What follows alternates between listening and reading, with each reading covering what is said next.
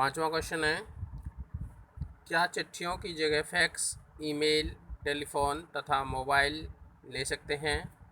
इसका उत्तर है बेटा, बड़े शहरों और महानगरों में संचार साधनों के तेज विकास तथा अन्य कारणों से पत्रों की आवाजाही पूरी तरह से प्रभावित हुई है, लेकिन देहाती दुनिया आज भी पत्रों पर चल रही है।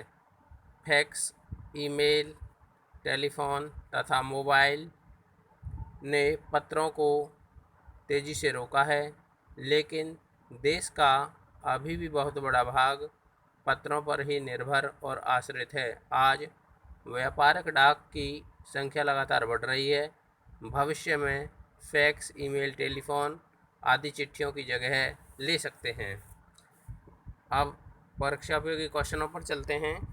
परीक्षा उपयोगी क्वेश्चनों में आपको तीसरा, चौथा, पाँचवा और 16वां, 17वां ये क्वेश्चन करने हैं 5।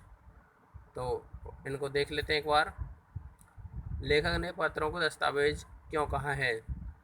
लेखक अरविंद कुमार ने पत्रों को दस्तावेज की संज्ञा दी है। उनके अनुसार पत्र किसी बहुमूल्य कागज से कम नहीं है। पत्र भावी जीवन में प्रेरणा देने का काम करते हैं। ये हमारे पथ प्रदर्शक बनकर हमें सही मार्ग दिखाते हैं। नेहरू के पत्र इंदिरा के नाम संकलन यह काम कर रहा है। इसी प्रकार अन्य और भी पत्रों के संकलन दस्तावेज के रूप में प्रेरणा देने का कार्य कर रहे हैं। इनमें से कुछ प्रमुख रूप से जैसे याद पत्रों के आईने में दयानंद सरस्वती, पंत के 200 पत्र बच्चन के नाम, निराला के पत्र हमको लिखो है कहा आदि संकलन किसी दस्तावेज से कम नहीं हैं। इनकी उपयोगिता सदैव बनी रहती है। भावी समाज इन्हीं से दिशा निर्देश प्राप्त करता है। अतः लेखक का पत्रों को दस्तावेज कहना उचित है।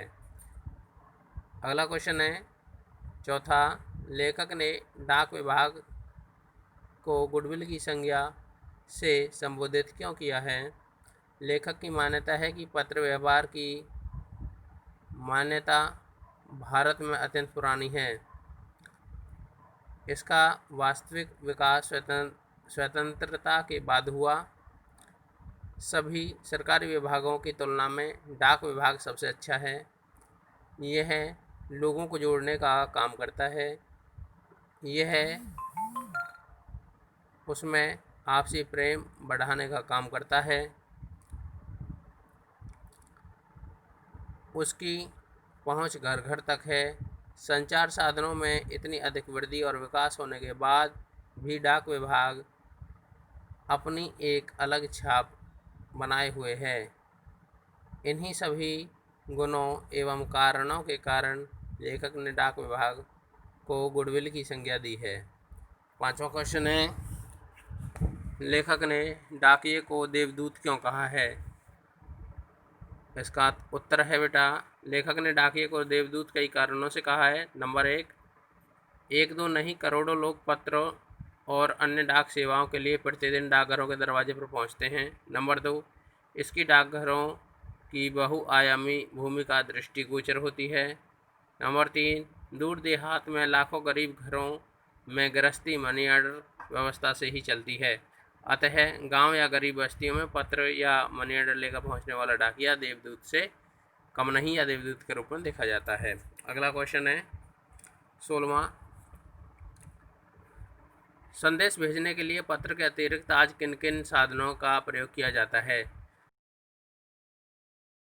संदेश साधनों का प्रयोग किया जाता है टेलीफोन, मोबाइल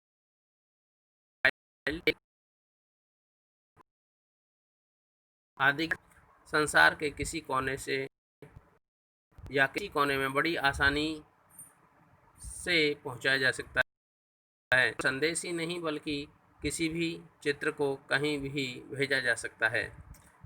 अगला क्वेश्चन है 17वां, आपके विचार से आधुनिक संचार के साधन पत्र का स्थान क्यों नहीं ले सकते? तो आधुनिक संचार के साधन पत्र का स्थान नहीं ले सकते क्योंकि पत्रों में हृदय से निकलने वाले भाव होते हैं। सुख दुख आदि लिखित रूप में अपने सगे संबंधियों के पास लिखित रूप में पहुंचाए जाते हैं और इन पत्रों को लोग जीवन भर अपने साथ समेट कर रखते हैं। वे उन्हें कभी भी नष्ट नहीं होने देते। वे जब चाहते उन्हें पढ़ते और फिर उन्हें संभाल लेते हैं। आधुनिक संचार के साधनों में संदेश शीघ्र भेज देने का गुण तो अवश्य है, लेकिन उनके माध्यम से प्रेम और भावुकता नहीं भेजे जा सकते।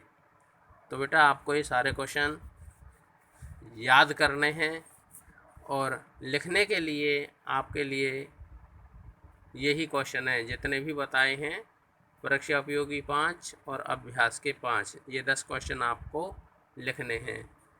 ओके।